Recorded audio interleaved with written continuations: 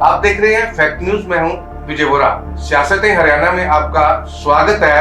हरियाणा विधानसभा चुनाव की बात की जाए तो हरियाणा में कांग्रेस और भाजपा द्वारा संकल्प पत्र जारी किया गया है। विधानसभा चुनाव को देखते हुए कई सारी सहूलतें इस संकल्प पत्र में लोगों को देने की बात की गई है। तो इन संकल्प पत्र में जो सहूलतें देने की बात की गई है, इस पर हरियाणा के खजाने पे क्या असर पड़ेगा, पहले आपको बता दें कि हरियाणा की बात की जाए तो हरियाणा का बजट जो है 1,90,000 करोड़ के करीब जो है, तो पर इसका खर्चा जो है 3,17,200 कुछ करोड़ रुपए बनता है। इसका असर क्या है, इस तमाम बातों पे बात करेंगे। हमारे साथ मेरे सहयोगी शमशेर चंदेल मौजूद है। शमशेर जी, बहुत बहुत स्वागत। नमस्कार। शमशेर जी, जैसे मैंने कहा अभी सहूलतें काफी सारी संकल्प पत्र में देने की बात की गई है हरियाणा के लोगों को, तो इसका असर क्या पड़ेगा? बजट और खर्चे पे अगर बात की जाए तो इसका क्या असर पड़ेगा? देखिए, बजट तो है 1,00,000 तकरीबन 90,000 करोड़ जी, ठीक है। और समस्या ये है कि जो हमारा जो कर्ज है हरियाणा पे वो है 3,17,000 करोड़ के करीब जी। ठीक है। कर्ज लगभग 1,00,000 करोड़ से भी ज्यादा बजट से, ठीक है। अब ऑलरेडी जब प्रदेश इतना कर्जे में है और बजट 1,90,000 करोड़ है, इसके बाद आती हैं ये सहूलतें। अब समस्या ये है कि इसमें चूज करने को कुछ नहीं है, क्योंकि जो भाजपा देना चाहती है वही कांग्रेस भी या उल्टा बोल दे कि जो कांग्रेस देना चाहती है वही भाजपा भी देना चाहती है। थोड़ा बहुत इक्का दुक्का फर्क है, तो इसका फर्क जरूर पड़ेगा। क्योंकि पहले भी काफी राज्यों में ऐसा हुआ है कि फ्रीबीज अनाउंस कर दिए हैं, और फ्रीबीज अनाउंस करने के बाद फिर बाद में 2 साल के बाद राज्य को पता लग रहा है कि यार यहाँ तो बात बन नहीं रही है। अब मैं आपको सिंपल से एग्जांपल देता हूँ। जैसे हमने ये पहले भी बात की है, आम आदमी पार्टी ने फ्री पावर पंजाब में दे दी थी, ठीक है। अब लग रहा है कि यार ये बात चुप रही है। अब थोड़ा जो बिजली के बिल हैं उनमें फर्क भी आया है, और वो रेट भी वो नहीं है। सिमिलरली जैसे आप हिमाचल को देखिए, उन्होंने OPS old pension scheme declare कर ली, क्योंकि कांग्रेस को पता था कि उस स्टेट में बहुत ज्यादा एम्प्लॉइज हैं और ये का मुद्दा बनेगा। उन्होंने अनाउंस कर दी, और पिछले ही महीने देखिए कि सारे सरकारी कर्मचारी और पेंशनर्स का जो पेंशन टाइम पे मिली नहीं, 10-10, 11-11 दिन पूरे हिमाचल की हिस्ट्री में ये पहली बार हुआ। तो वही खामियाजा हरियाणा में भी को भी भुगतना पड़ सकता है। अब जैसे इसका जो भी इन्होंने कहा है, मैं आपको पढ़ के सुना देता हूँ कि बिजली मुफ्त जो है 300 यूनिट, ठीक है। और ये कांग्रेस ने कहा है 2,000 औरतों के लिए कांग्रेस ने कहा है प्रति माह, और भाजपा ने लाडो लक्ष्मी योजना उसका नाम दे दिया 2,100 रुपए, ठीक है, जो 18 से 60 साल की औरतें हैं। एलपीजी 500 रुपया है। हालांकि तकरीबन 40 से 45 लाख परिवार अभी भी इस बेनिफिट को अवेल कर रहे हैं हरियाणा में। 2 लाख नौकरियां हैं, 100 गज प्लॉट हैं, पेंशन है, ये सारा का सारा अगर कुल मिला के आप इसको जोड़ लें तो 38,000 करोड़ का इसका पूरा बनता है। अब ये 38,000 करोड़ आप इंटू 5 कर लें, 5 साल, तो ये तकरीबन 1,90,000 करोड़ जितना बजट है 1 साल का, उतना 5 साल में बढ़ोतरी हो जाएगी। तो ये एक बहुत बड़ा, बहुत ज्यादा एडिशन है, और पैसा है नहीं। नेचुरली जो स्टेट कर्जे में है, पैसा है नहीं, तो वो क्या कर पाएंगे, ये एक बहुत बड़ा प्रश्न चिन्ह है। मैं आपको दोबारा से बताता हूँ। जैसे पेंशन है, अगर पेंशन देनी है तो जो बढ़ोतरी होगी, जैसे विधवा पेंशन है, ओल्ड एज पेंशन है, सारा मिलो के 988 करोड़, ठीक है, ये प्रति वर्ष। 2,700 करोड़ एलपीजी पर ईयर, क्योंकि इसमें अभी भी 230 करोड़ रुपए खर्च हो रहा है, ठीक है। जो अनएम्प्लॉयमेंट थी हरियाणा में वो 15 से 29 साल के बीच अभी तकरीबन 11% है, और ओवरऑल 37% थी। अब ये सारा अगर इसको आप मिला लें और 2 लाख नौकरियां दे दें, तो मुझे नहीं लगता कि ये संकल्प पत्र, तो आपने बोल दिया है, दोनों पार्टियों ने बोल दिया, मगर मुझे ये संकल्प ये रियलिटी में तब्दील होगा, मेरे को इस पर बहुत बड़ा शक है। तो बिल्कुल मैं भी वही बात पे आने होऊंगा भी, जिस तरह से नेता जो है संकल्प पत्र में अपनी बातें कर देते हैं, वायदे किए जाते हैं, खास तौर पे बात की जाए तो वायदे कर देते हैं लोगों से भी आपको ये दिया जाएगा, आपको ये स्कीम दी जाएगी, आपको ये सहूलतें दी जाएंगी। असल में वो कहाँ खड़ी हैं? मिलती हैं वो सहूलतें? नेता देते हैं सहूलतें, अगर अंत में कहीं ना कहीं जाके जो लोग कहते हैं भी सरकार के अंतिम समय में जो वादे होते हैं कुछ % पूरे होते हैं। देखिए, पहले एक पुराना हिंदुस्तान था 1980 के दशक में और 90 के दशक में भी ये हुआ कि मुझे याद है कि एनटी रामाराव की सरकार ने, जो कि तेलुगु देशम पार्टी है, उन्होंने 2 रुपए किलो चावल अनाउंस किए थे, 2 रुपए या 1 रुपए किलो चावल। उस समय वो चलता था क्योंकि लोगों की ख्वाहिशें, ज़रूरतें इतनी नहीं थी कि 2 रुपए किलो चावल मिल जाए तो इसका मतलब ज़िंदगी चल पड़ेगी। ठीक है, उसको पॉपुलिज्म कहते थे कि यार ये तो पॉपुलिज्म हो रहा है, ये तो आप मुफ्त की रेवड़ियाँ बांट रहे हो। अब हिंदुस्तान ग्रेजुएट कर चुका है, थोड़ी खुशहाली भी आ चुकी है, काफ़ी मिडिल क्लास, जो पहले पुअर क्लास थी, मिडिल क्लास बहुत बड़ी हो गई है। पहले छोटी थी मिडिल क्लास, अब बहुत बड़ी हो गई है। अब ये 2 रुपए किलो चावल से बात बनती है।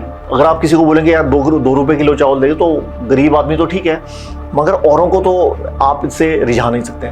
तो वो 2 रुपए किलो चावल की जगह अब ये जो फ्रीबीज हैं उनका नाम बदल गया है। जैसे 2000 रुपए प्रति माह हर औरत को, हर महिला को 18 साल से जो 60 साल के बीच है। अब मुझे समझ ये नहीं आ रहा है कि 60 साल के बाद महिला को क्या हो जाता है, वो उसके बाद ये देखिए इसमें बड़े ग्रे एरियाज हैं। तो वो समझ लें कि 60 साल के बाद शायद विधवा पेंशन भी लग रही है तो कहीं डबलिंग ना हो जाए, ये सारी चीज़ें। 2 लाख नौकरियां, तो इसका मतलब अभी तक नौकरियां क्या बिल्कुल नहीं आई। 100 गज के प्लॉट, ये भी बहुत बड़ा, अगर आप जमीन मुफ्त में देनी शुरू कर दें 100 गज प्लॉट, तो ये भी एक बहुत बड़ा मुद्दा है। पर आएगी कहाँ से? हाँ, आएगी भी नहीं। और ये बेसिकली ये वोटर्स को, ये इसका आपका मतलब इसको क्या शब्द कहें कि आप इंस्टेंटली अट्रैक्ट करना चाहते हैं वोटर्स को, वोटें लेना चाहते हैं, और जो मर्जी आप बोलते हैं और बाद में देख लेंगे। बाद में जब सरकार में कुर्सी में बैठी है तो उसमें देख लेंगे फिर कि देना है नहीं देना है। अभी जैसे आम आदमी पार्टी ने पंजाब में फ्री पावर कहा था 2022 में और दी भी, मगर वो जो 1000 रुपए कहे थे महिलाओं को वो नहीं आ रहे हैं क्योंकि वो आसान नहीं है। तो आपने जो वादे किए और जो उसमें से पूरे किए वो है, उसमें बड़ा डिफरेंस है उसमें आपके वादों में और आपकी करनी में। तो वही मुझे लग रहा है कि इसमें भी होगा। तो अब क्योंकि हिंदुस्तान 2 रुपए किलो चावल से खुश नहीं है, मतलब अब ऐसा हिंदुस्तान तो है ही नहीं है, अब आपको ज़्यादा चाहिए। अभी मुझे मेरे ख्याल से एक जगह पढ़ा था, एक पार्टी ने तो स्कूटी भी कह दी कि लड़कियों को स्कूटी मिलेगी, काफ़ी जगह लैपटॉप मिलेंगे जैसे यूपी में था। ये सारी चीज़ें होती रहती चुनाव से पहले। तो कुछ दिनों बाद, कुछ इलेक्शंस के बाद अब ऐसा भी सिनेरियो आएगा कि लोग बोलेंगे अब आपको सबको 2 बेडरूम सेट मिलेंगे, 3 बेडरूम सेट मिलेंगे। अब हम उस दिशा में जा रहे हैं कि आपको बड़ी बड़ी गाड़ियां मिलेगी, आपको होंडा सिटी मिलेगी। पर देने की बात शमशेर जी की जाती है हर बार, कोई भी अगर चुनाव मनोरथ पत्र जैसे जो भी संकल्प पत्र होता है उसको देने की बात की जाती है भी लोगों को आपको ये दिया जाएगा, आपको ये दिया जाएगा, आपको वो दिया जाएगा। पर असल में पैसा आएगा कहाँ से देंगे पैसा? ये नहीं संकल्प पत्र में किया जाता भी हम सरकार के खजाने में यहाँ से पैसा लेके आएंगे और यहाँ का खजाना जो है भरेंगे। देखिए, ये एक बहुत बड़ा सवाल है। ये ऐसा नहीं कि पैसा है नहीं है, करप्शन रोकनी पड़ेगी, ये सारी चीजें हैं उससे भी। पर ये जो आपने डिक्लेयर किया ना फ्रीबीज, ये इतनी नहीं दे सकते हम, उससे थोड़ी बहुत ही दे सकते हैं हम, इससे पूरी की पूरी नहीं दे सकते। देखिए, जब आम आदमी पार्टी थी, ये क्योंकि ये सारा जो ये मैनिफेस्टो संकल्प पत्र है, काफ़ी इसमें आम आदमी पार्टी की रिफ्लेक्शन आती है। ये मुफ्त बिजली, ये सारा पहले, इससे पहले नहीं होता था। उन्होंने शुरू की, पर वो भी बीच में फंस गए। अब उन्होंने शुरू की और उसके लिए उन्होंने एक सिंबॉलिक स्टेप्स ले लिए कि हर एमएलए की पेंशन अब सिर्फ 1 रहेगी, 6 नहीं रहेगी। मगर उससे भी आपके पास पैसा थोड़ा आ जाएगा। अगर आप मान लीजिए एक एमएलए है या मंत्री हैं, 6 बार एमएलए रह चुके हैं, तो 75,000 की जगह उनको 3 लाख रुपए मिल जाएगी। तो मगर आप अगर मान लो एक ही पेंशन भी रखेंगे तो 2.5 लाख रुपए बचा के आप ये सारा चीज़ थोड़ा कर पाएंगे। तो देखिए, वो जैसे उन्होंने सिक्योरिटी वगैरह विड्रॉ की, ये सारी चीज़ों से पैसे बचाए, मगर वो प्रैक्टिकली पॉसिबल नहीं है। तो वही चीज़ हरियाणा में भी होगी, प्रैक्टिकली वो पॉसिबल नहीं होगा। आप शुरू में अनाउंस कर लें, डिक्लेयर कर लें। और इसमें समस्या ये है वोटर्स के सामने कि दोनों पार्टीज जो मेन पार्टीज हैं जो लड़ रही हैं, भाजपा भी और कांग्रेस भी, दोनों पार्टीज का संकल्प पत्र एक जैसा है। जब जो भी पार्टी पावर में आएगी उनको समस्या हो जाएगी इसमें कि कैसे इसको पूरा करें। और जिसको कहते हैं ना फ्लिप ऑफ द कॉइन के जैसे सरकारें बदलती है हेड्स और टेल्स की तरह, एक बार हेड्स आ गया एक बार टेल्स आ गई, उसी तरह से। तो इस बारी भाजपा अगर कांग्रेस आ गई, अगर कांग्रेस आई तो वो उनके लिए पहले दिन से मुश्किलातें पैदा हो जाएगी, और अगर भाजपा आई तो बिल्कुल मुश्किलातें पैदा हो जाएगी। सो हम बात करेंगे हरियाणा विधानसभा चुनाव में भाजपा और कांग्रेस आपसी कला के बीच में जूझ रहे हैं। तो इस बीच कांग्रेस के प्रचार में देखने को मिला है कि कुमारी शैलजा गायब दिख रही हैं, कहीं दिख नहीं रही। ये बिल्कुल जी, क्योंकि एक तो कांग्रेस ने कह दिया था कि जो एमपीज हैं वो चुनाव नहीं लड़ सकते, ठीक है। और पर उन्होंने ये भी कहा कि भाई अगर आपके पास आपको एमएलएज, चुनिंदा एमएलए जो जीते हुए विधायक है, वो अगर आपके साथ हैं तो आप सीएम बन सकते हैं। अब इसमें विरोधाभास है। जो कुमारी शैलजा वो एमपी हैं सरसा से, अब वो चुनाव लड़ नहीं सकती थी, और इस तरह का जो बयान है वो इसलिए, अब देखिए कुमारी शैलजा क्यों बाहर है, क्योंकि भूपेंद्र सिंह हुड्डा, हालांकि उन्होंने कहा कि शैलजा हमारी छोटी बहन है या बहन है, मगर ये सभी को पता है कि 90 की 90 सीटों पे जो मेजॉरिटी जो कैंडिडेट्स हैं हुड्डा साहब के हैं जी। और ये कांग्रेस यहाँ गलती भी करी है। जैसे अशोक गहलोत ने कांग्रेस को राज्यसभा में कंट्रोल किया और फिर आंखें दिखाई हाईकमान को, अब हुड्डा साहब बिल्कुल उसी स्थिति में है। वो स्ट्रांग है, वो आंखें तो नहीं दिखा रहे हैं हाईकमान को, पर अपनी बात मनवा रहे हैं। अगर आप लोकसभा इलेक्शन देखें, कांग्रेस 2 सीटें और जीत सकती थी अगर हुड्डा साहब ने वो गलती ना की होती। जो भिवानी महेंद्रगढ़ में कैंडिडेट थे वो आपने श्रुति चौधरी को नहीं रखा, वहां से किरण चौधरी ने क्रॉस वोटिंग करवाई तोशाम से, और बीजेपी का कैंडिडेट जीत गया। तो वही गलती अब हुड्डा साहब ने, मेजॉरिटी जो कैंडिडेट्स है वो हुड्डा साहब के हैं, और उस वजह से कुमारी शैलजा ने अपना मुंह मोड़ दिया कि यार जब हमारे लोग ही नहीं, जब हमारी सुनी नहीं जा रही है तो हम कन्विंसिंग किस बात की करें। और वो बिल्कुल सही है कि वो बिल्कुल भी कैंपेन में, इनफैक्ट कोई नजर ही नहीं आ रहा है, रणदीप सुरजेवाला भी नहीं आ रहे हैं, वो मेरे ख्याल से अपने बेटे की कैंपेनिंग के लिए आ जाए, बाकी कोई भी नजर नहीं आ रहा है। सिर्फ दीपेंद्र हुड्डा है और भूपेंद्र सिंह हुड्डा है। तो ये जो फैक्शनिज्म है कांग्रेस में, ये बहुत ज्यादा, बहुत क्लियरली विजिबल है।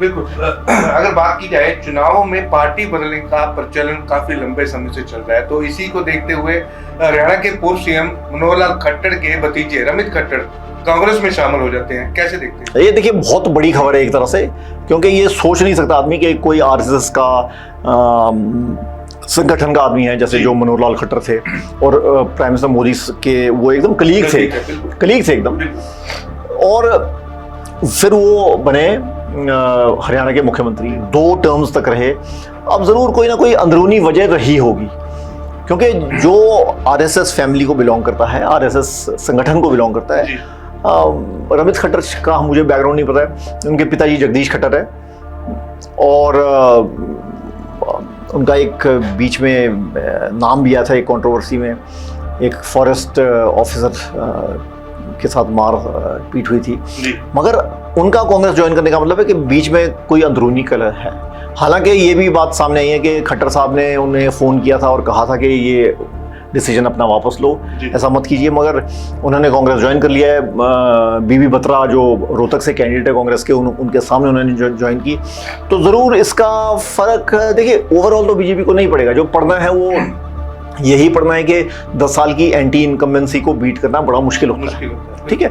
और हरियाणा एक नई पार्टी है, हालांकि अब बड़ी पार्टी है स्टेट के अंदर, पहले की तरह नहीं है, बड़ी पार्टी है, मगर फिर भी उनका जो काडर है वो नेशनल हाईवे पे है। चंडीगढ़ टू दिल्ली अगर आप दोनों तरफ जाएं तो नेशनल हाईवे पे जो दुकानें हैं वहीं उनका काडर ज्यादा है, अंदरूनी हरियाणा में कम है। तो इतना हरियाणा को भाजपा में को फर्क नहीं पड़ेगा रमित खट्टर से, पर ये ऑप्टिक्स के हिसाब से बड़ी न्यूज़ है, एक एम्बैरेसमेंट कह सकते हैं कि पूर्व मुख्यमंत्री हरियाणा के जो अभी भी मंत्री हैं यूनियन कैबिनेट में, उनके भतीजे ने कांग्रेस ज्वाइन कर ली। ये उस तरह से एक बड़ी खबर है, मगर हाँ वोटों के हिसाब से उस तरह से कोई फर्क ज्यादा पड़ने वाला नहीं है। अगर ओवरऑल हरियाणा के चुनाव की बात की जाए, भाजपा, कांग्रेस और आम आदमी पार्टी, जब बाकी जो लोकल पार्टी हैं वो कहाँ खड़ी हैं, मतलब किसका ज्यादा दबदबा बन रहा है? देखिए, अभी जो रेस है वो कांग्रेस और भाजपा के बीच में मुझे लग रही है, जो मेरा अपना मत है वो कांग्रेस और भाजपा के बीच में रेस लग रही है। आम आदमी पार्टी, देखिए, अगर फायदा उसको तब होता अगर वो कांग्रेस के साथ मिलकर चुनाव लड़ती, बेशक वो 2 सीटों में लड़ती, मगर मेरे ख्याल से हुआ ये कि कांग्रेस उनको 3-4 सीटें देना चाहती थी या उतनी भी नहीं देना चाहती थी। असल में एक्चुअली सही बात किसी को पता नहीं है। इंडिया ब्लॉक चाहता था कि ये दोनों पार्टियां साथ में लड़े।